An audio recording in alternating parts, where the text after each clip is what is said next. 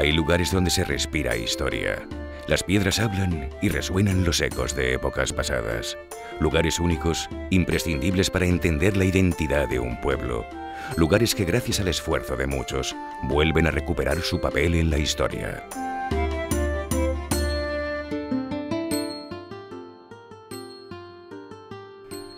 El Real Monasterio de Santa María de la Valldigna es uno de esos lugares, una joya de nuestro patrimonio, clave para entender el esplendor político-cultural del pueblo valenciano en la Edad Media. Gracias al importante proceso de restauración, liderado por la Generalitat Valenciana, el monasterio poco a poco vuelve a ser ese impresionante complejo arquitectónico que maravillaba a los viajeros de otras épocas.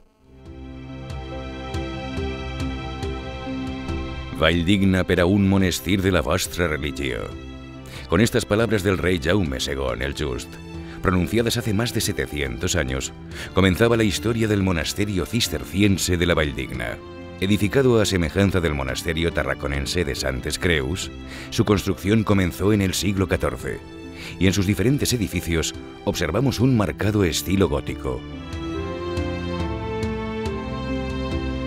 Entrar al monasterio es hacerlo a un lugar único, especial, que evoca una época pasada de gloria y magnificencia. Y qué mejor que hacerlo por el Portal Nou, entrada principal del recinto monástico y que recuerda a la de una fortaleza.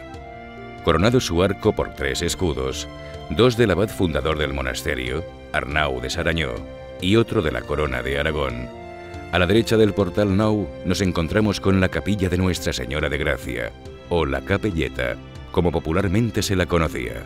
Con una fachada barroca adornada con pinturas murales recientemente restauradas, la capilla servía para ofrecer culto a los habitantes del pueblo sin que estos entraran al monasterio. Traspasado el Portal Nou, a mano izquierda está la almazara, una nave de construcción tardía que en otra época alojaba un molino de aceite, un granero y unas caballerizas.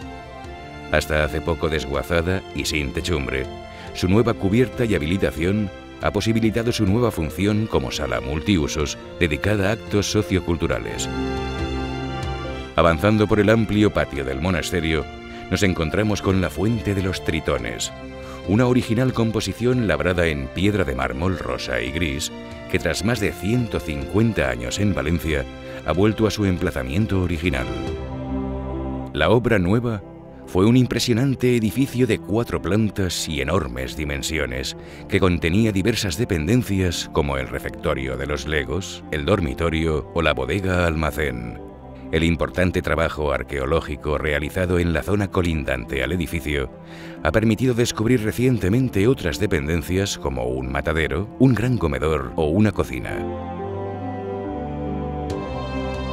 Todo el conjunto monástico de la Valldigna se articula en torno al claustro del silencio, que sirve de equilibrio y núcleo al resto de edificaciones. Un lugar de inspiración para pasear, leer o meditar, donde los monjes elevaban su espíritu a Dios. En la parte sur del claustro se ubica el refectorio. Cubierto por bóvedas de crucería recientemente reconstruidas, se trata de una impresionante sala de planta cuadrangular que aún conserva el púlpito del lector en su muro sur. Actualmente se utiliza, entre otras funciones, como sala de exposiciones. Entre el refectorio y la sala capitular encontramos el locutorio, el único lugar donde los monjes cistercienses tenían permitido hablar. Construida siendo el abad Rodrigo de Borja, que más tarde sería el Papa Alejandro VI, la sala capitular era el lugar destinado a la lectura de la regla de la orden. La sala está cubierta por una bóveda de crucería estrellada, en la que aún se distinguen los escudos de los Borja, y sus ménsulas están decoradas con los 4 emblemas de los evangelistas.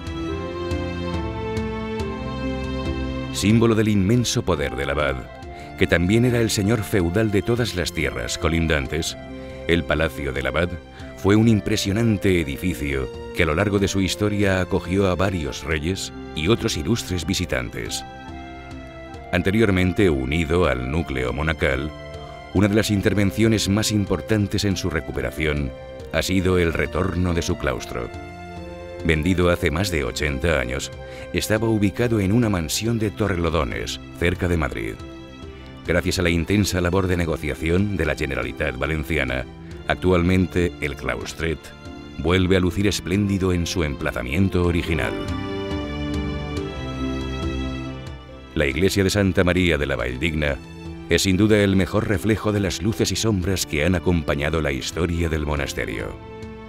La actual iglesia es la tercera edificada en el mismo lugar, tras la destrucción de las anteriores después de los terremotos de 1396 y 1644. Su fachada principal, austera y sencilla, contrasta con la suntuosidad de su interior. El atrio, de estilo dórico y ornamentación churrigueresca muy recargada, era el único lugar del templo al que tenían acceso las gentes del pueblo. El interior de la iglesia es una de las grandes representaciones del barroco valenciano, y gracias a un minucioso trabajo de restauración, que hoy en día continúa con los florones, podemos contemplarla en todo su esplendor. Una profusa decoración pictórica y ornamental que contrasta con la gran sobriedad arquitectónica del conjunto. El ojo ávido aún puede encontrar en sus paredes vestigios de la agitada historia de esta iglesia.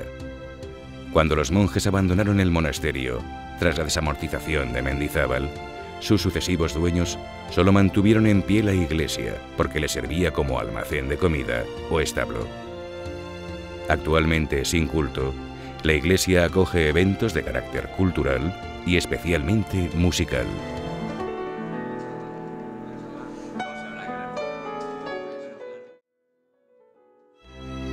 Un pueblo sin historia es un pueblo sin memoria, un pueblo que se pierde en el tiempo.